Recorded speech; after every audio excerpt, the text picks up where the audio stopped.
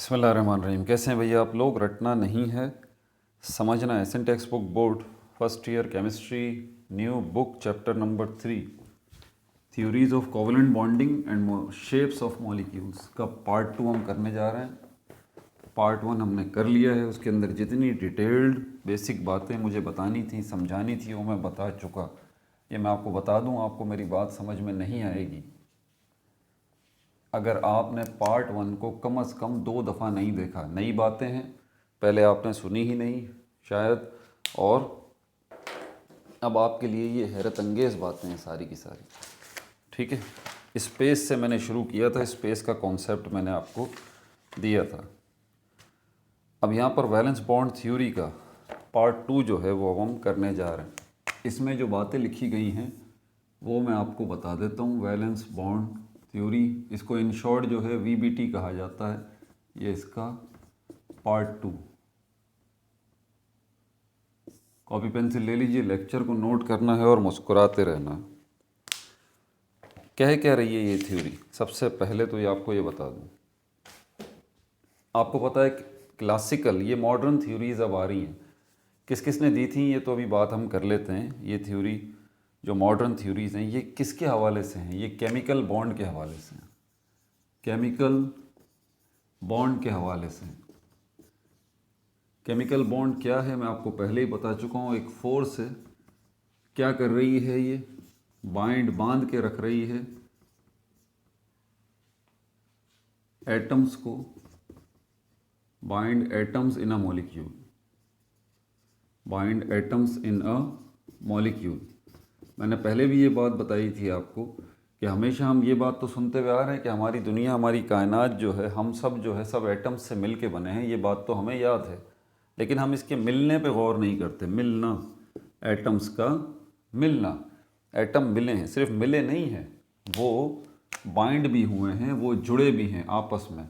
जिस तरह एक दीवार में ईंटें जो है वो सिर्फ मिलती नहीं हैं कि दीवार बनी हो, बल्कि वो ईंटें आपस में जुड़ी हुई भी हैं, और यहाँ पर जोड़ने का काम जो है वो सीमेंट करता है।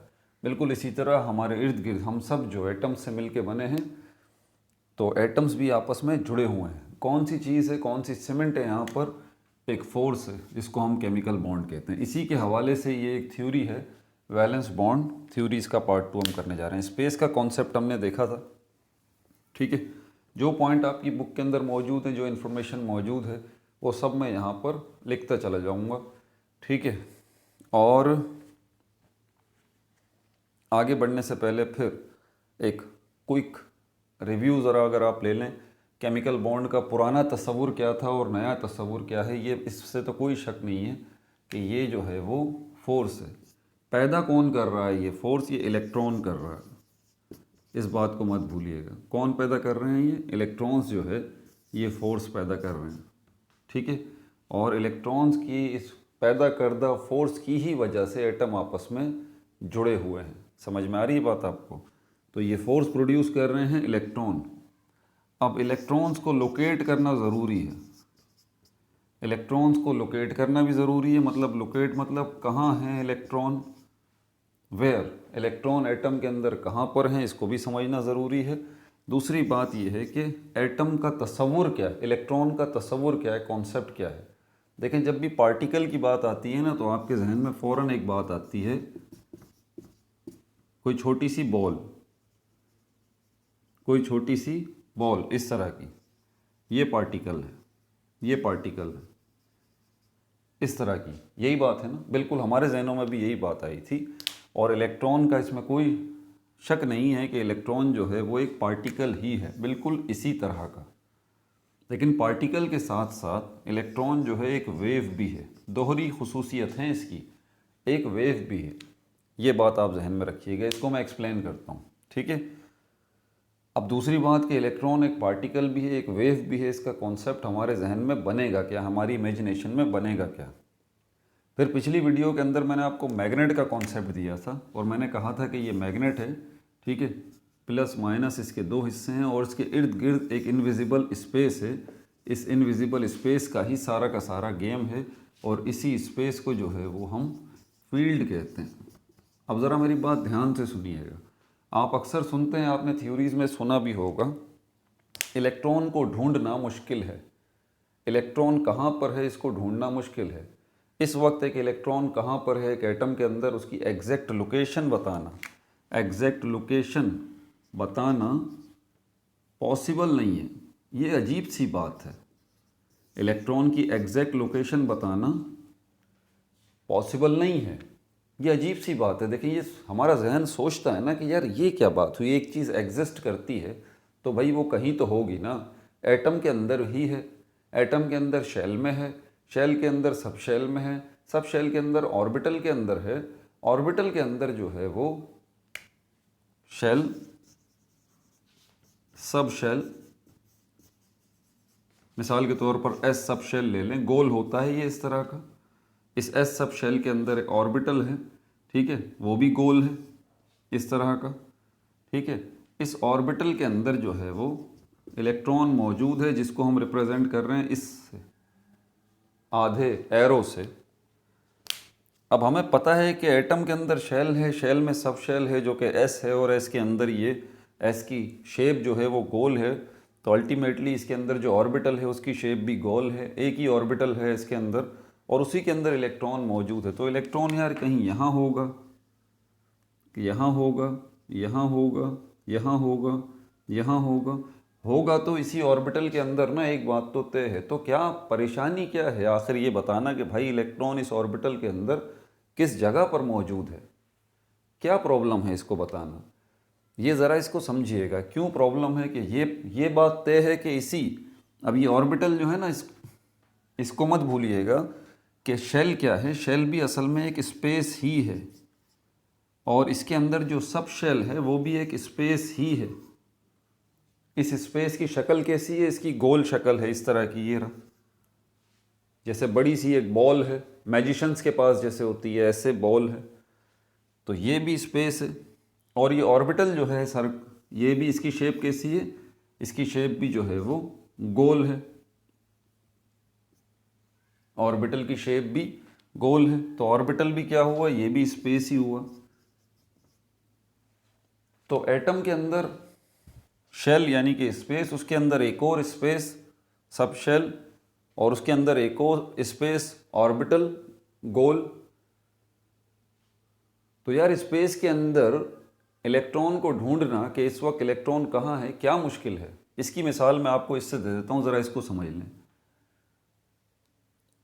ये जो मैग्नेट है इसके इर्द गिर्द का स्पेस आपको नज़र आ रहा है, पार्ट 1 में तफसील से बात कर चुका हूँ। ये जो स्पेस है इर्द गिर्द का, ये फील्ड कहलाता है, इसको हम मैग्नेटिक फील्ड कहते हैं।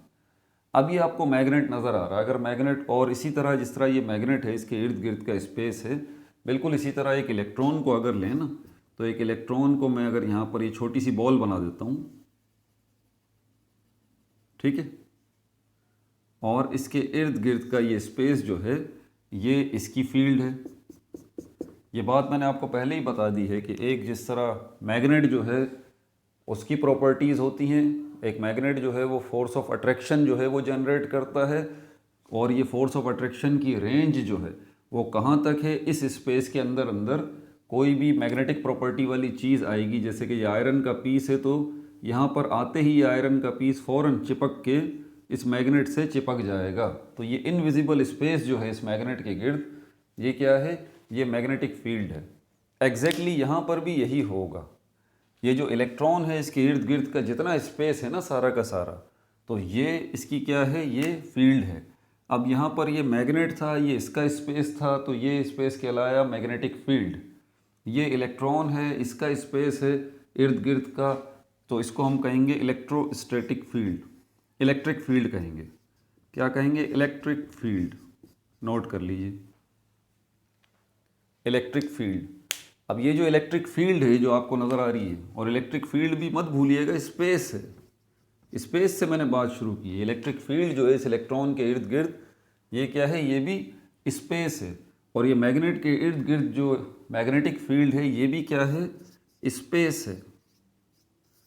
अब यहाँ पर ये मैग्नेटिक फील्ड प्रोड्यूस करने वाला मैग्नेट तो मौजूद है, आपको नज़र आ रहा है, और यहाँ पर ये इलेक्ट्रिक फील्ड पैदा करने वाला इलेक्ट्रॉन भी मौजूद है, आपको नज़र आ रहा है।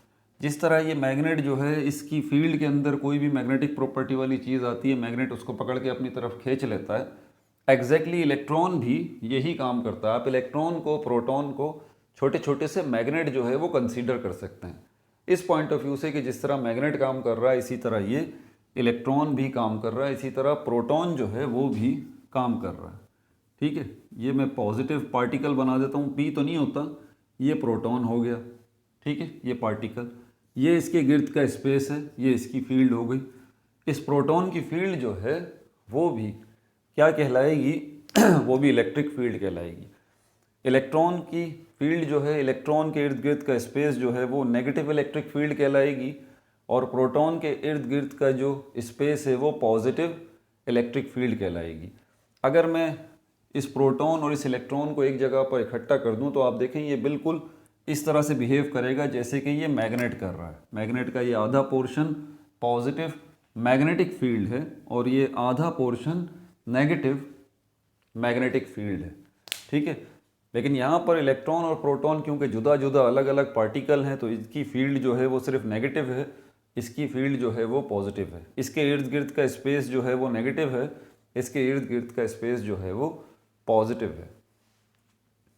इसकी रेंज में क्योंकि पॉजिटिव नेगेटिव को अट्रैक्ट करता है, नेगेटिव पॉजिटिव को अट्रैक्ट करता है, जब ये इसकी रेंज में, पॉजिटिव फील्ड की रेंज में कोई नेगेटिव प्रॉपर्टी वाला जैसे कि ये इलेक्ट्रॉन अगर आता है, ठीक है, तो पॉजिटिव नेगेटिव को अट्रैक्ट करता है, नेगेटिव पॉजिटिव को अट्रैक्ट करता है, अपनी तरफ खींच लेता है। तो एग्जैक्टली क्या होगा कि जब ये इलेक्ट्रॉन आप यहाँ लेके आएंगे इसके पास, प्रोटॉन के पास, दोनों फील्ड्स जब मिलेंगी तो अल्टीमेटली क्या होगा, ये इलेक्ट्रॉन इसकी तरफ भागेगा प्रोटॉन की तरफ, प्रोटॉन जो है वो इलेक्ट्रॉन की तरफ भागेगा और यहाँ पर क्या होगा, ये दोनों में ज़बरदस्त किस्म का क्लैश होगा, ये टकराएंगे आपस में और उसके बाद दोनों जो है वो अपने आप को ख़त्म कर देंगे, कोलाइजन होगा बड़ा ज़बरदस्त किस्म का। ठीक है, तो यहाँ तक मैंने आपको अभी जो बात बताई है। अब ज़रा उस मुद्दे की तरफ चलते हैं कि यार इलेक्ट्रॉन को जो है वो लोकेट करना क्यों मुश्किल है। आपको वैलेंस बॉन्ड थ्योरी और ये सारी की सारी बच्चे बोल रहे होंगे सर पार्ट 1 से पार्ट 2 आप ये बार बार चीज़ें बता रहे हैं, आप यकीन करें बहुत लक्की हैं ये जो बातें सुन रहे हैं आप खुश नसीब हैं ये सुन रहे हैं, इनको सुनिए और समझिए, तभी तो आपके ये वो मसले हैं जिसकी वजह से आपका कॉन्सेप्ट बनता नहीं है ना। आप सुन लीजिए ज़रा इनको तो आपको वाकई समझ में आएगा, साइंस में आपको मज़ा आएगा, वरना आप भटकते रहेंगे, आपको समझ में नहीं आएगा। तो वैलेंस बॉन्ड थ्योरी के अंदर हम केमिकल बॉन्डिंग को डिस्कस कर रहे हैं, इसको समझे बगैर आप आगे नहीं बढ़ सकते। अब इस मुद्दे को समझें कि इलेक्ट्रॉन यार अब दोबारा इसी फील्ड की तरफ आ जाते हैं। ये इलेक्ट्रॉन के गिर्द इसकी इलेक्ट्रिक फील्ड है, नेगेटिव इलेक्ट्रिक फील्ड, और इसके अंदर इलेक्ट्रॉन मौजूद है, जैसे एक बड़ी सी बॉल है उसके अंदर इलेक्ट्रॉन कहीं मौजूद है।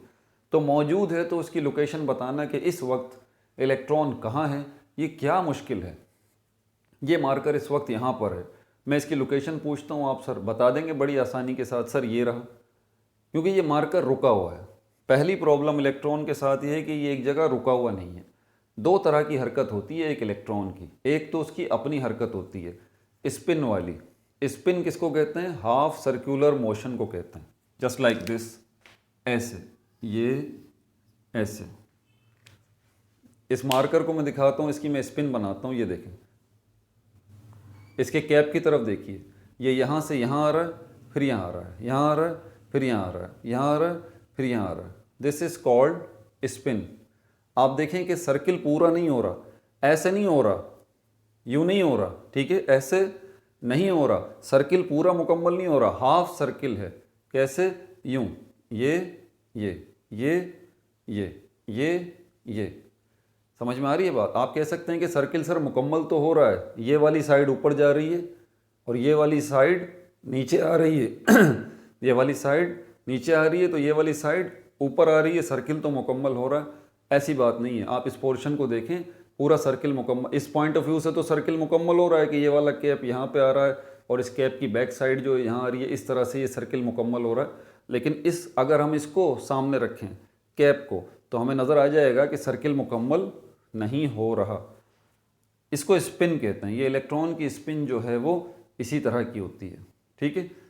अगर इसके साथ दूसरा इलेक्ट्रॉन होगा तो उसकी स्पिन यूँ नहीं होगी, बल्कि उसकी स्पिन क्या होगी, उसकी स्पिन यूँ होगी, अब आप नीचे देखिए, ये ऊपर वाले पोर्शन को देखिए, ये हम इसको बेस बना रहे हैं ना, इसको देखिए, ये अपोजिट स्पिन अपोजिट स्पिन, यही बात कही जाती है कि इलेक्ट्रॉन जब पेयर की फॉर्म में होते हैं, एक जगह पर इकट्ठे होते हैं, तो ये इनकी स्पिन अपोजिट होती है। एक इलेक्ट्रॉन की स्पिन ये होगी, दूसरे इलेक्ट्रॉन की स्पिन जो है वो ये होगी, अपोजिट स्पिन होगी। एक की क्लॉकवाइज होगी, दूसरे की एंटी क्लॉकवाइज होगी। समझ में आ गई बात आपको?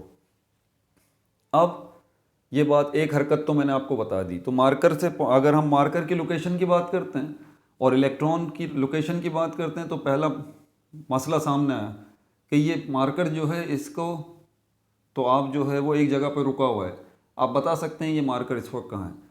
इलेक्ट्रॉन जो है वो स्पिन कर रहा है, फिर आप बोलेंगे कि सर ये स्पिन कर रहा है तो इसमें क्या मसला है? सिर्फ स्पिन ही नहीं कर रहा इलेक्ट्रॉन एटम का हिस्सा है, ये बात मत भूलिएगा। इलेक्ट्रॉन रिवॉल्व भी कर रहा है। इलेक्ट्रॉन क्या कर रहा है? इलेक्ट्रॉन रिवॉल्व जो है वो भी कर रहा है। किसके? रिवॉल्व का मतलब होता है किसी दूसरे ऑब्जेक्ट के गिर्द घूमना, किसी दूसरे ऑब्जेक्ट के गिर्द घूमना। तो ये एक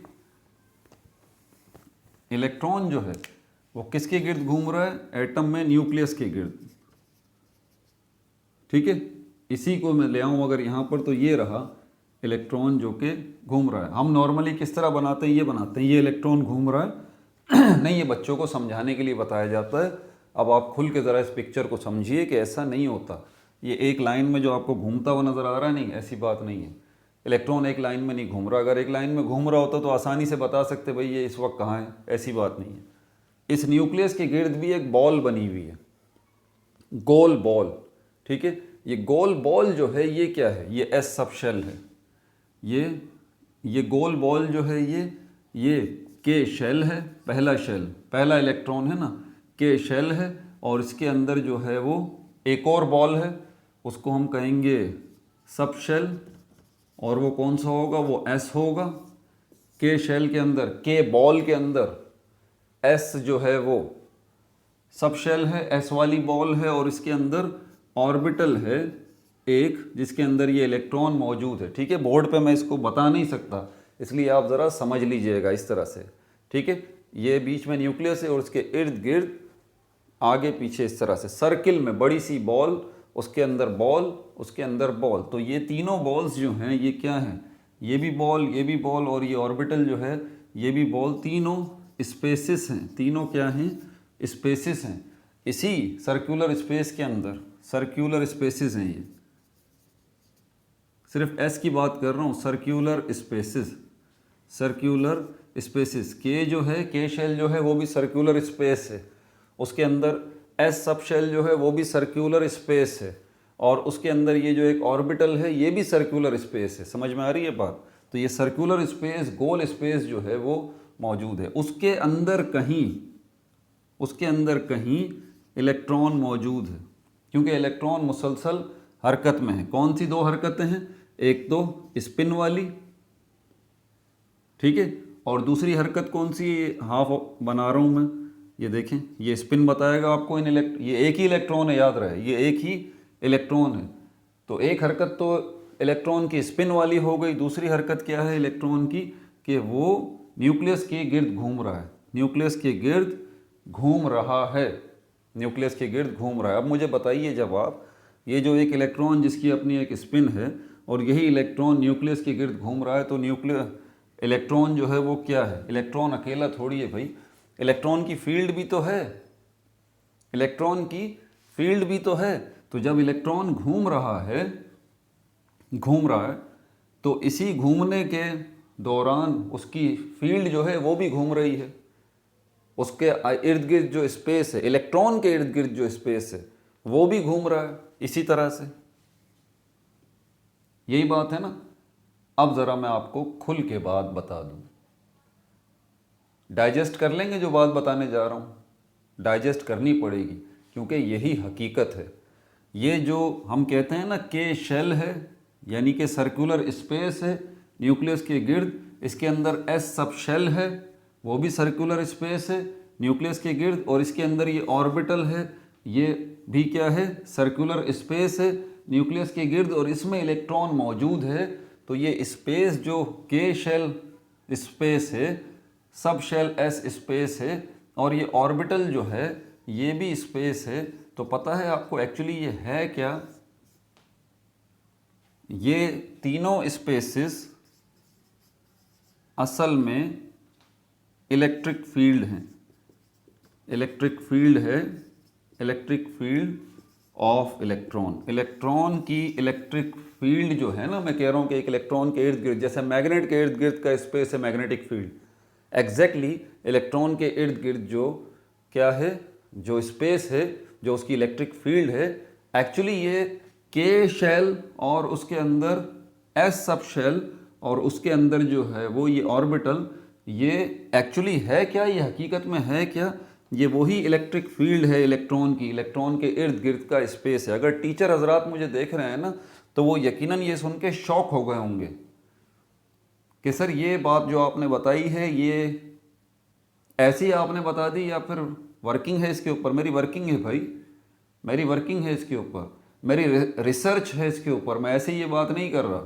ठीक है, आप बहुत बड़े बड़े कोई टॉप क्लास प्रोफेसर वगैरह हों, उनसे आप डिस्कस करें तो फिर आपको वो बताएंगे ये बात कि हाँ ये बात सही है। ये जो हम इनको समझाने के लिए सिर्फ बोलते हैं बच्चों को कि ये के शेल है, उसके अंदर एस सब शेल है, उसके अंदर ऑर्बिटल है, ये बात नहीं है। असल में ये जो स्पेस है सारा का सारा ये क्या है, यही एक इलेक्ट्रॉन अगर है तो उसका स्पेस है, अगर दो इलेक्ट्रॉन हो जाते हैं तो ये स्पेस बड़ा हो जाता है। बात समझ आ रही है? ये स्पेस बड़ा हो जाता है अगर दो इलेक्ट्रॉन हो। ये एक इलेक्ट्रॉन है जो घूम रहा है, इसी के साथ अगर दूसरा एक और इलेक्ट्रॉन है, ये O2 कर दिया मैंने, दूसरा इलेक्ट्रॉन है O2, ये भी घूम रहा है इर्द गिर्द इसके ही। दो इलेक्ट्रॉन एक जगह पर है ना, आपको पता है ना, दो इलेक्ट्रॉन पेयर की शक्ल में होते हैं जिसको हम इस तरह से रिप्रेजेंट करते हैं, ये और ये। अब ये बात हमें नई बात पता चली कि न्यूक्लियस के इर्द गिर्द का ये सर्कुलर स्पेस जो है एक्चुअली ये वही स्पेस है जो कि इलेक्ट्रॉन के इर्द गिर्द है, और इसी स्पेस को हम इलेक्ट्रॉन के इर्द गिर्द के स्पेस को नेगेटिव इलेक्ट्रिक फील्ड कहते हैं, नेगेटिव इलेक्ट्रिक फील्ड कहते हैं। अब इलेक्ट्रॉन इसी फील्ड के अंदर ही है, इसी स्पेस के अंदर ही इलेक्ट्रॉन है। अब दोबारा उसी मुद्दे की तरफ आते हैं कि यार इसको फिर इलेक्ट्रॉन को ढूंढना क्या मुश्किल है। अब फिर मैं आपको मैग्नेट की मिसाल देता हूँ, ये इसी को दे देता हूँ यहाँ पर। ये मैग्नेट, ये सपोज करते हैं ये मैं बड़ा सा इलेक्ट्रॉन बनाता हूँ यहाँ आपके सामने। आप कह रहे हैं ना कि इसी इलेक्ट्रिक फील्ड के अंदर इलेक्ट्रॉन मौजूद है, नो डाउट इसके अंदर ही मौजूद है, स्पिन भी कर रहा है और यही इलेक्ट्रॉन इस न्यूक्लियस के गिर्द रिवॉल्व भी कर रहा है। ये इलेक्ट्रॉन इस न्यूक्लियस के गिर्द रिवॉल्व भी कर रहा है। तो ये इलेक्ट्रॉन मैं बना देता हूँ, ये देखें, ये इलेक्ट्रॉन मैंने बना दिया और ये इसके इर्द गिर्द का मैंने स्पेस बना दिया। ये जो इर्द गिर्द का मैंने इसका स्पेस बनाया है, ये क्या है? ये इलेक्ट्रिक फील्ड है। ये क्या है? ये इलेक्ट्रिक फील्ड है जो कि नेगेटिव इलेक्ट्रिक फील्ड, जैसे कि मैग्नेट की थी, मैग्नेट वाली एग्जाम्पल मत भूलिएगा। तो ये इसके इर्द गिर्द की नेगेटिव इलेक्ट्रिक फील्ड है।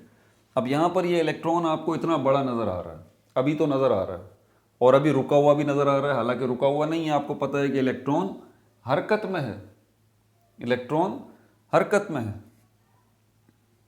अब इस इलेक्ट्रॉन का साइज मैं अगर छोटा कर देता हूं और छोटा करता हूं, ये कर देता हूं, अब आपको नजर आ रहा है?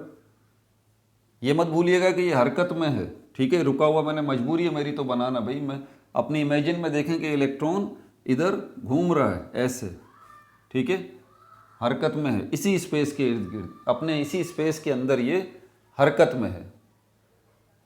अभी भी आपको नजर आ रहा है? अगर मैं इसका साइज और छोटा कर देता हूं, ये अभी भी आपको नजर आ रहा है? अगर मैं इसका साइज और छोटा कर देता हूं, अभी भी आपको नजर आ रहा है? अब इससे और छोटा कर देता हूं, बिल्कुल। अब मैं कहता हूं बताइए कहां है इलेक्ट्रॉन? अब आप बोलेंगे इलेक्ट्रॉन तो सर बहुत छोटा हो गया। इलेक्ट्रॉन तो छोटा हो गया, इसमें कोई शक की बात नहीं है, लेकिन इलेक्ट्रॉन के इर्द गिर्द का जो स्पेस है वो तो उसी तरह बरकरार है ना। इलेक्ट्रॉन के छोटे साइज के होने की वजह से उसके इर्द गिर्द का जो स्पेस है, जो उसकी इलेक्ट्रिक फील्ड है, वो थोड़ी ना छोटी होगी, वो उसी तरह मौजूद है। अब इलेक्ट्रॉन का साइज इतना छोटा हो गया और मुसलसल वो हरकत में भी है, तो अब नजर ही नहीं आ रहा कहाँ गया। अब मैं आपसे पूछता हूँ, बताइए इलेक्ट्रॉन कहाँ है। एक बात तो तय है कि इलेक्ट्रॉन तो है इसके अंदर, फील्ड वरना बन ही नहीं सकती, फील्ड बन ही नहीं सकती, इलेक्ट्रिक फील्ड बन ही नहीं सकती, नेगेटिव इलेक्ट्रिक फील्ड बन ही नहीं सकती। ये लाजमी है इलेक्ट्रॉन का यहाँ पर मौजूद होना, तो है इसी के अंदर। तो यही प्रॉब्लम चलती रही है कि एग्जैक्ट जो है वो अब इस स्पेस के इर्द अंदर ही, इसी इलेक्ट्रिक फील्ड के अंदर ही कहीं इलेक्ट्रॉन मौजूद है, लेकिन एग्जैक्ट कहाँ पर मौजूद है ये बात अभी तक जो है वो फाइंड आउट नहीं की जा सकती, पॉसिबल नहीं है। ठीक है भाई, हाइजेनबर्ग अनसर्टेनिटी प्रिंसिपल आपको यही बताता है। अब आगे चलते हैं, यहाँ पर इन सारी बातों का ताल्लुक आपकी वैलेंस बॉन्ड थ्योरी के साथ क्या है सर। असली मुद्दे की तरफ आ जाइए, असली मुद्दे की तरफ आ गया हूँ, अब आ जाइए ज़रा क्लासिकल केमिकल बॉन्डिंग की तरफ। असली मुद्दा अभी क्लियर हो जाएगा। मैं केमिकल बॉन्ड को कहता हूँ कोवेलेंट बॉन्ड कौन सी क्या है, जिसके अंदर इलेक्ट्रॉन शेयरिंग कर रहे हैं, इलेक्ट्रॉन शेयरिंग कर रहे हैं। आप कहेंगे सर इलेक्ट्रॉन शेयरिंग कर रहे हैं, कैसी पिक्चर बनाई जाती है, ये हाइड्रोजन है, ये दूसरा हाइड्रोजन का एटम है, ठीक है, ये एक हाइड्रोजन का एटम है, इसके पास एक ही इलेक्ट्रॉन है, ये रहा, ये दूसरा हाइड्रोजन का एटम है, उसके पास ये रहा इलेक्ट्रॉन, ठीक है। अब ये मिल रहे हैं आपस में और उसके नतीजे में क्या हो रहा है, इस तरह की शेयरिंग हो रही है। बच्चों को इसी तरह सिखाया जाता है ना, 9 मैट्रिक तक मैंने भी ऐसे ही सिखाया, ठीक है। तो ये क्या बन गया, अब आप इसको कहेंगे कि ये जो है वो केमिकल बॉन्ड बन गया। कौन सा केमिकल बॉन्ड बना है, ये कोवेलेंट बॉन्ड बना है। क्यों, क्योंकि इसके अंदर इलेक्ट्रॉन्स शेयर हो रहे हैं। बैक वक्त ये एक जो इलेक्ट्रॉन है वो ये हाइड्रोजन अपना भी यूज़ कर रहा है और ये इस वाले हाइड्रोजन का भी इलेक्ट्रॉन यूज़ कर रहा है। इसी तरह ये जो हाइड्रोजन है अपना इलेक्ट्रॉन भी यूज़ कर रहा है और इस हाइड्रोजन का इलेक्ट्रॉन भी यूज़ कर रहा है। तो इसका भी पहला शेल मुकम्मल हो गया, इसका भी पहला शेल मुकम्मल हो गया। ये क्लासिकल डेफिनेशन है, पुरानी डेफिनेशन है। समझ में आ रही है बात आपको। अब इलेक्ट्रॉन का तस्वुर आपके जहन में दूसरा आ गया। अब आपको इलेक्ट्रॉन को तो लोकेट ही नहीं कर सकते। अब अगर मैं ये कहूँ कि यहाँ पर ये दो हाइड्रोजन के एटम आपस में मिले और इलेक्ट्रॉन्स की शेयरिंग हुई है, तो क्या आप इलेक्ट्रॉन्स को ऐसा रखेंगे। अब इलेक्ट्रॉन की कहानी वो वाली तो ख़त्म हो गई। अब इलेक्ट्रॉन क्या है, स्पेस है, इस तरह का स्पेस है। दूसरा इलेक्ट्रॉन क्या है, इस तरह का स्पेस है। इसी स्पेस के अंदर कहीं इलेक्ट्रॉन है, इसी स्पेस के अंदर कहीं इलेक्ट्रॉन है। तो अब हम इलेक्ट्रॉन के मिलने की बात नहीं करेंगे, ज़रा बात को समझिएगा। इलेक्ट्रॉन के मिलने की बात नहीं करेंगे। अब हम इन स्पेसिस के इन इलेक्ट्रिक फील्ड्स के मिलने की बात करेंगे। हम इन इलेक्ट्रिक फील्ड्स के, इन नेगेटिव इलेक्ट्रिक फील्ड्स की शेयरिंग की बात करेंगे। समझ में आ गई बात। हम ये कहेंगे कि ये नेगेटिव इलेक्ट्रिक फील्ड जो एक इलेक्ट्रॉन की है और दूसरे इलेक्ट्रॉन की जो नेगेटिव इलेक्ट्रिक फील्ड है, ये आपस में मिली हैं और इस तरह से फील्ड्स की शेयरिंग हुई है। इस तरह से फील्ड्स की शेयरिंग हुई है।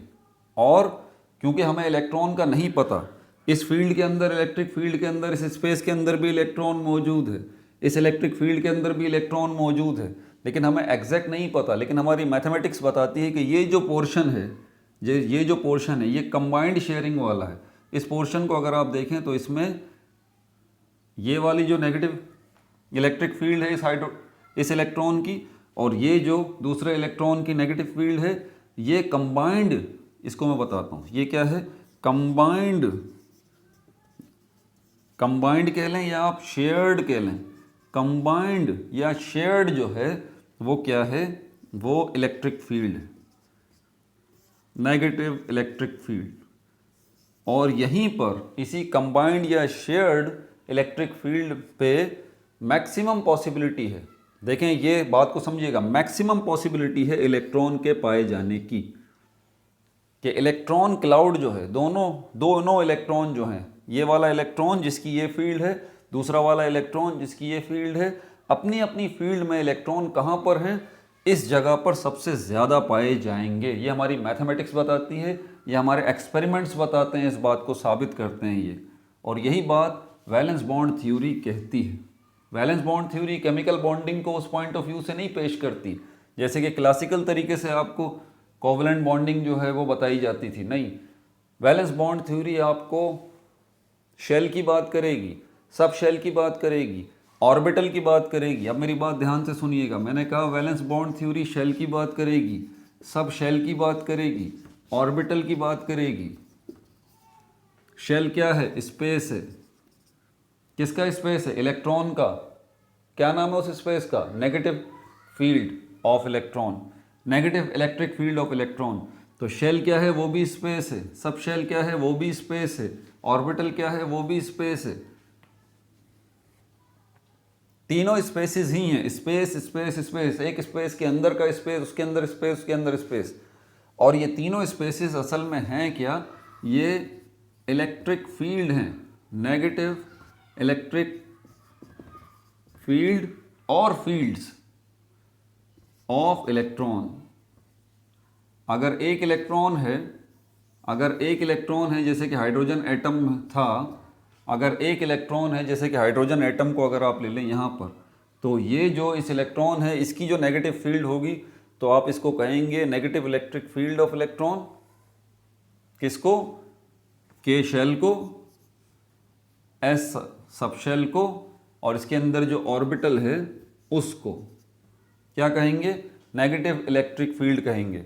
लेकिन अगर यहाँ पर दो हाइड्रोजन के एटम मिलते हैं और उनके इलेक्ट्रॉन्स शेयरिंग करते हैं, मतलब इलेक्ट्रॉन्स की नेगेटिव इलेक्ट्रिक फील्ड्स आपस में शेयरिंग करती हैं, इलेक्ट्रॉन्स का तो पता ही नहीं है, तो हम इसको क्या कहेंगे कि ये नेगेटिव इलेक्ट्रिक फील्ड्स जो हैं, नेगेटिव इलेक्ट्रिक फील्ड्स की शेयरिंग हुई है। और यहाँ पर आपको शेप कौन सी नज़र आएगी? इस तरह की नज़र आएगी। ये दो इलेक्ट्रॉन एक जगह पर इकट्ठे हो गए। एक्चुअल प्रैक्टिस में विजुअलाइज करेंगे तो इस तरह से नज़र आएगी। ठीक है भाई, मुश्किल है? मुश्किल तो बहुत है सर, पहले तो सुना ही नहीं। जब तक आप इन बातों को सुनेंगे नहीं, बार बार सुनिए, वीडियो को बैक कीजिए, आप लोग आगे सही मायनों में। अभी वो सिंध का मैंने रिजल्ट देखा, ठीक है, हमारे सिंध के बच्चे थ्रू आउट द कंट्री, हमारे सिंध के बच्चे throughout the country MD CAT के अंदर जो डॉक्टर बनना चाहते हैं, उस टेस्ट के एंट्री टेस्ट में बैठे हैं और 50% बच्चे फेल हैं। कंपटीशन की बात तो आप छोड़ दें ना कि भाई 2 सीट हैं कि पास होने वालों में मुकाबला होगा, वो तो पास होने वालों में मुकाबला होगा। मैं फेल्यूर्स की बात कर रहा हूँ, जो टेस्ट में ही फेल हो गए, टेस्ट ही नहीं पास कर सके 50% बच्चे। सोचिए तो सही ज़रा, वो डॉक्टर बनना चाहते हैं। क्यों? शॉर्टकट्स ढूंढते हैं सब, हम डॉक्टर्स बनने के, इंजीनियर बनने के शॉर्टकट्स ढूंढते हैं। नहीं भाई, कोई शॉर्टकट नहीं होता लाइफ के अंदर, ठीक है। जितना जो चीज़ को जितना वक्त चाहिए होता है उसको उतना वक्त आपको देना पड़ेगा, वो उसका हक है। ये जो टॉपिक्स हैं ये वक्त मांगते हैं समझने के लिए, ये इनका हक है। आप इनका ये हक इनसे नहीं छीन सकते। अगर आप डंडी मारेंगे इन टॉपिक्स को लेके कि जल्दी जल्दी मामला हो जाए और समझ जाएं और बड़े अच्छे नंबर हमारे कॉलेज में आ जाएं, तो ठीक है भाई, करते रहें आप, मना थोड़ी है उससे, रिजल्ट आपके सामने खुद ही आ जाएंगे। चलिए अब ज़रा ये बैलेंस बॉन्ड थ्योरी जो है वो, इसके हवाले से अब बात करूँगा। सर बहुत देर लगा दी बात करते हुए। 2 थ्योरीज हैं हमारे पास। पहली थ्योरी जो केमिकल बॉन्ड्स को रिप्रेजेंट कर रही है, मॉडर्न केमिकल बॉन्ड्स, क्लियरली यहाँ पे लिख दूँ, modern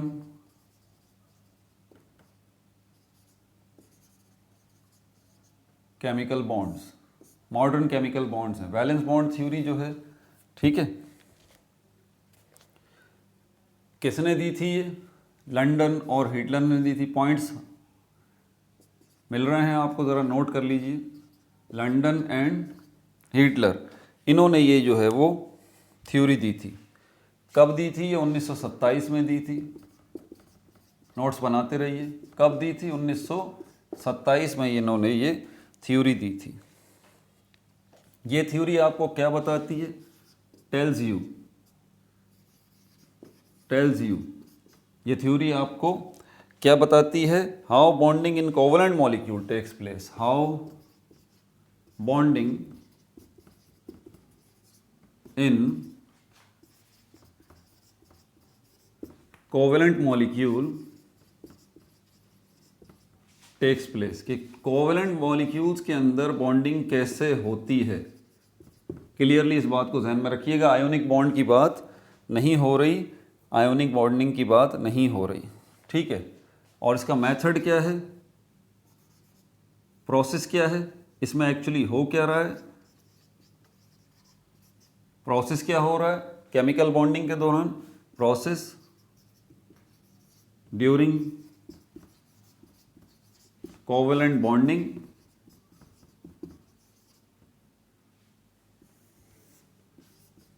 orbitals are overlapping, orbitals are overlapping और mixing you can say. Orbital मैं आपको क्लियर कर चुका हूँ, ये रहा एक स्पेस, ये रहा दूसरा स्पेस, ये दोनों ऑर्बिटल हैं, ठीक है। किसके? ये किसका मॉलिक्यूल है? ये H2 हाइड्रोजन गैस का मॉलिक्यूल है। कैसे बना था ये?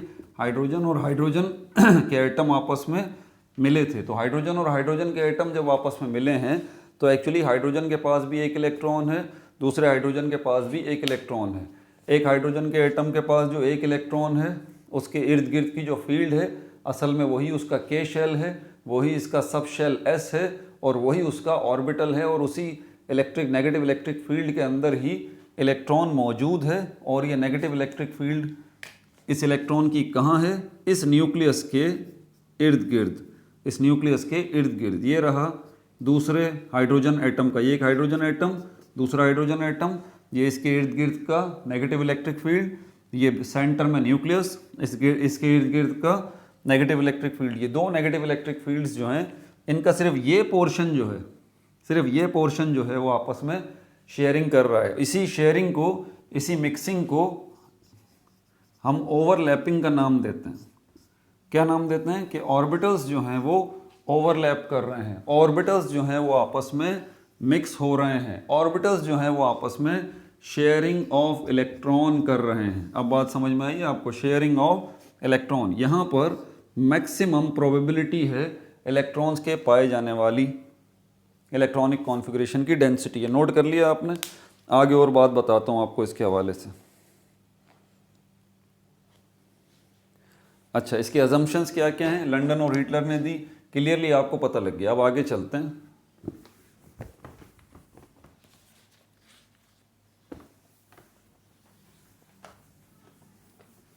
शॉर्ट टर्म करके बिल्कुल इसके पोस्टुलेट्स जो हैं वो मैं आपके सामने लिख देता हूँ, बिल्कुल शॉर्ट करके, अभी के अभी आपको याद भी हो जाएगा और आपने क्या करना है, इसको फ़ौरन जो है वो नोट कर लेना है। Main postulates of theory, main postulates. Number 1 वो खोल लीजिए, आपका पेज नंबर 51 पे ये 5 पॉइंट लिखे हैं। A covalent bond is formed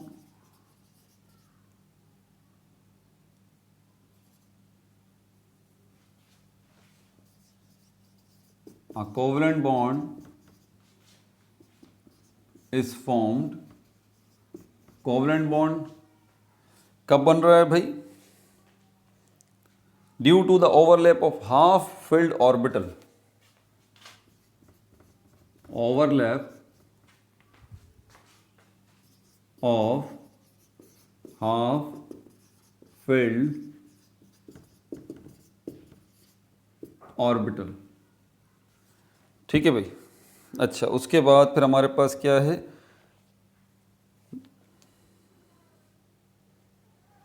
बोल रहा है एज अ रिजल्ट, जब ये शेयरिंग होगी कोवलेंट बॉन्ड बन जाएगा, ठीक है, overlapping of half filled orbital हो जाएगी। हाफ फिल्ड ऑर्बिटल आपको याद है? अगर मैं यहाँ पर किसकी बात करूँ, क्लोरीन को ले लें। क्लोरीन का एटॉमिक नंबर 17 है। इसके लिए इलेक्ट्रॉनिक कॉन्फ़िगरेशन करें 1s2 2s2 2p6 3s2 और 3p। अब यहाँ पर 2 और 2 4 और 6 कितने हो गए? 10 और 12 यहाँ पर हो गए। 2 2 4 और 6 10 12 5 रह गए, 5 इसके अंदर आ जाएंगे। ये 3p जो है ना, इसका आपको पता होना चाहिए, ये 3 ऑर्बिटल हैं, 3px 3py 3pz। तो ये 5 ऑर्बिटल किस तरह से आएंगे? एक एक एक पहले रखेंगे, फिर दूसरा रखेंगे, ठीक है। अब यहाँ पर ये 5 ऑर्बिटल इस तरह से आएंगे, 2 4 6 10 12 और 5 17। तो ये p में अब आएंगे 5, 1 2 3 रखे, फिर 4 और 5। ये जो आपको नज़र आ रहा है 3pz। आपको HCl का पता है? HCl hydrochloric acid. हाइड्रोजन और क्लोरीन के एटम जो हैं वो दोनों आपस में क्या कर रहे हैं, केमिकल बॉन्ड बना रहे हैं। कौन सा बॉन्ड बना रहे हैं, ये कोवलेंट बॉन्ड बना रहे हैं। तो कोवलेंट बॉन्ड जब ये बन रहा है तो इसके अंदर हाइड्रोजन को अगर आप देखें, हाइड्रोजन के पास सिर्फ एक ही इलेक्ट्रॉन है, कहाँ पर आएगा वो 1s1 में, ठीक है। और 3pz को, अब क्लोरीन के पास इसका भी half filled electron, half filled orbital कह रहा है ना, a covalent bond is formed overlap of half filled orbital. तो कोवलेंट बॉन्ड जो बनेगा वो ओवरलैपिंग की वजह से बनेगा, हाफ फिल्ड ऑर्बिटल की। तो ये हमारे पास जो एक ऑर्बिटल है ये हाफ फिल्ड है, ठीक है।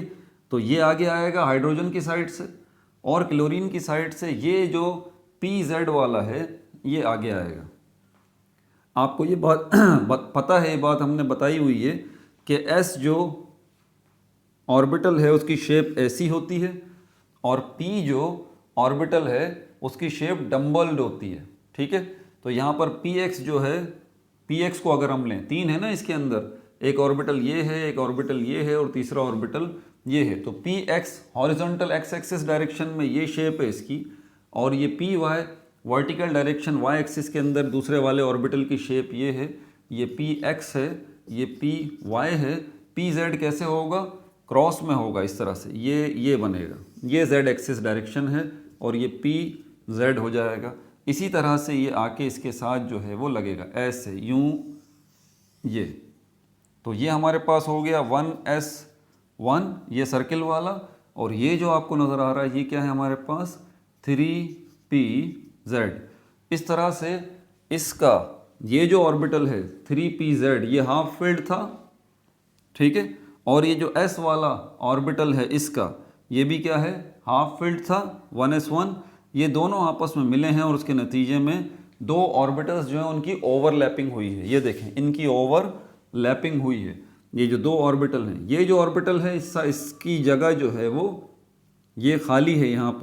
यहाँ पर जिस जगह पर शेयरिंग हो रही है, जिस जगह पर ओवरलैपिंग हो रही है इन दो ऑर्बिटल्स की, यहाँ पर मैक्सिमम इलेक्ट्रॉन्स प्रोबेबिलिटी जो है वो फाइंडिंग ऑफ इलेक्ट्रॉन्स को पाए जाने की प्रोबेबिलिटी मैक्सिमम है इस जगह पर, ठीक है भाई। आगे देखते हैं और क्या बात इसने बताई है। तो ये मेन पॉइंट पहला वाला जो था ना, वही मैंने आपको यहाँ पर एक्सप्लेन कर दिया, HCl की मिसाल भी देके आपको समझा दिया है। ड्राइंग करनी पड़ेगी, आपको ड्राइंग करनी पड़ेगी, ड्राइंग नहीं करेंगे तब तक आपका कॉन्सेप्ट क्लियर नहीं होगा। अब ये जो पॉइंट है मैं अपनी तरफ से भी बता सकता हूँ, लेकिन आपकी बुक के बता रहा हूँ ताकि आपको फिर समझ के याद करने में भी आसानी रहे, ठीक है भाई। Electron cloud density due to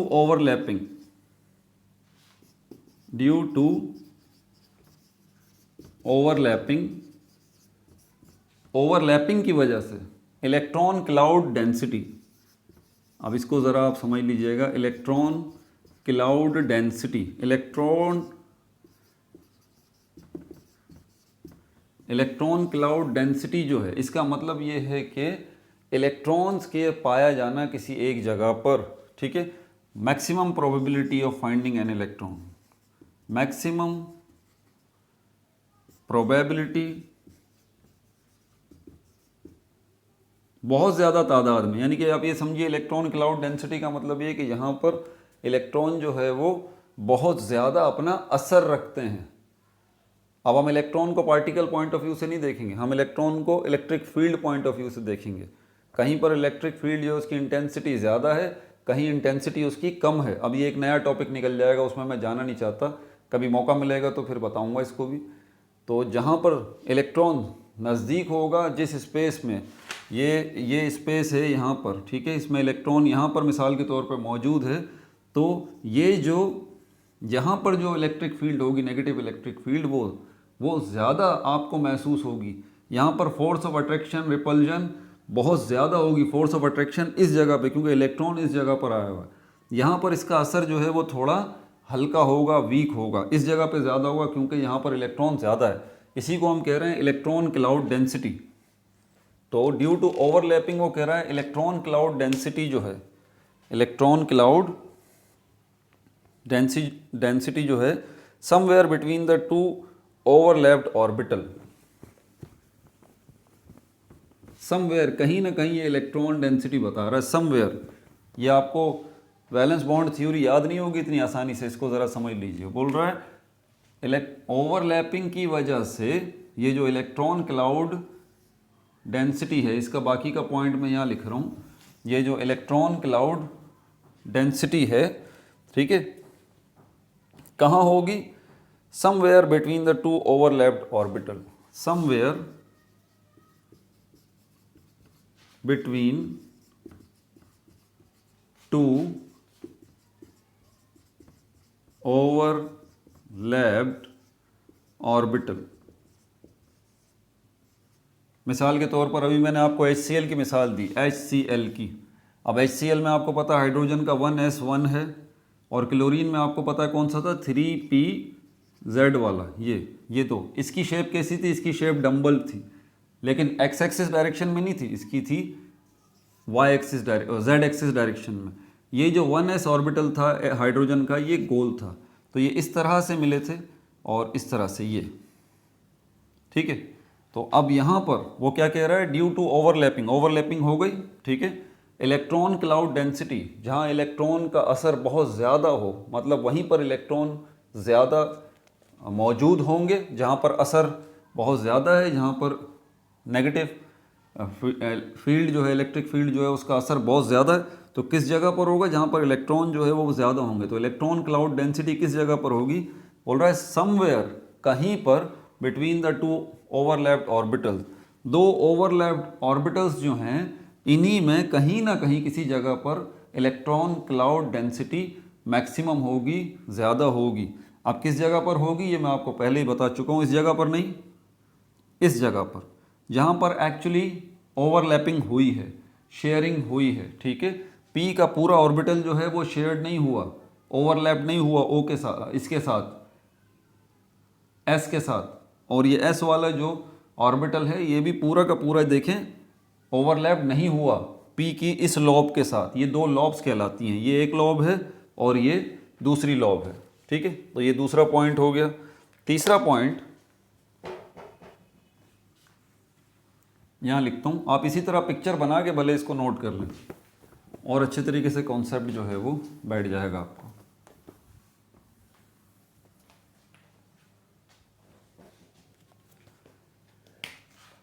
तीसरे पॉइंट में वैलेंस बॉन्ड थ्योरी की बात करता है, पेज नंबर 51 पे देख लीजिए।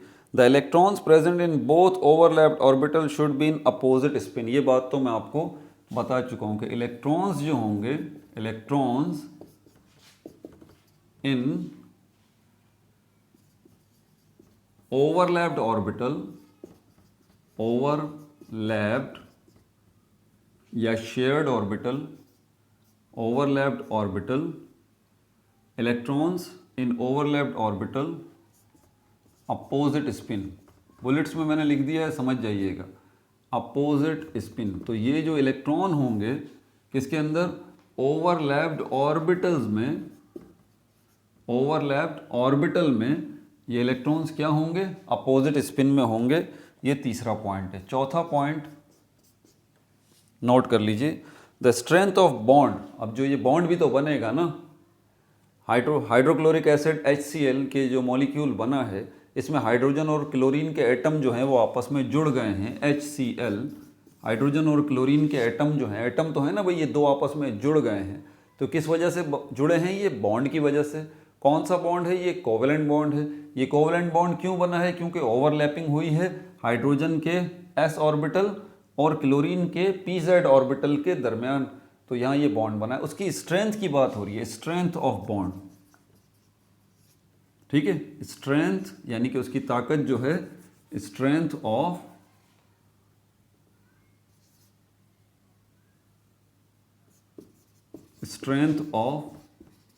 बॉन्ड। ये जो बॉन्ड बनेगा, अब इसकी ताकत जो है वो किस चीज़ पे डिपेंड करेगी, वो बता रहा है।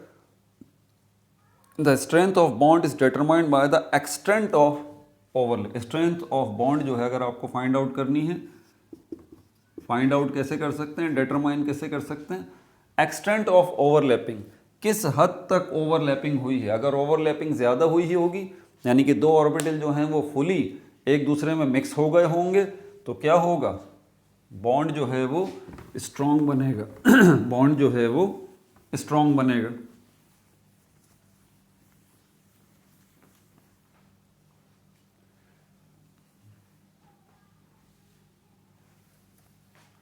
तो क्या पॉइंट है, स्ट्रेंथ ऑफ बॉन्ड, बॉन्ड की ताकत का अगर पता लगाना है, फाइंड आउट करना चाहते हैं, तो इसके लिए आप जो है वो क्या करेंगे, इसके लिए जो है आप ये चेक करेंगे extent of overlap, extent of, extent मतलब हद, किस हद तक बॉन्ड ओवरलैपिंग हुई हुई है, एक्सटेंट ऑफ ओवरलैपिंग, किस हद तक ओवरलैपिंग हुई हुई है। ठीक है, मतलब greater overlapping, greater overlapping, greater stronger, sorry stronger will be the bond, stronger will be the bond, extent of overlapping, greater overlapping, जितनी ज़्यादा overlapping हुई होगी उतनी ज़्यादा ही जो है वो क्या होगा, बॉन्ड जो है वो स्ट्रॉन्ग होगा। फॉर एग्जांपल अभी हमने देखा HCl के अंदर ये है और यहाँ पर ये दूसरा वाला हमारे पास S और ये क्या था PY डबल, ये देखें इसमें सिर्फ किस हद तक हुई हुई है, सिर्फ इस S ऑर्बिटल को देखें तो इसका ये पोर्शन जो है वो PY जो ऑर्बिटल है उसके इस पोर्शन के साथ उसने ओवरलैपिंग की हुई है। अगर ये और ज़्यादा ओवरलैपिंग हो जाए, मिसाल के तौर पर अगर मैं इसको यूं देखूं और यूं देखूं, तो अब आप देखें इसके मुकाबले में और इसके मुकाबले में ओवरलैपिंग जो है वो ज़्यादा हुई हुई है। अगर मैं इसको यूं देखूं तो इसमें ओवरलैपिंग कम हुई हुई है, इसमें ओवरलैपिंग थोड़ी ज़्यादा हुई हुई है, इसमें ओवरलैपिंग और बहुत ज़्यादा हुई हुई है। तो यहाँ पर जो है वो ज़्यादा स्ट्रॉन्ग बॉन्ड बनेगा। ठीक है भाई, उसके बाद हमारे पास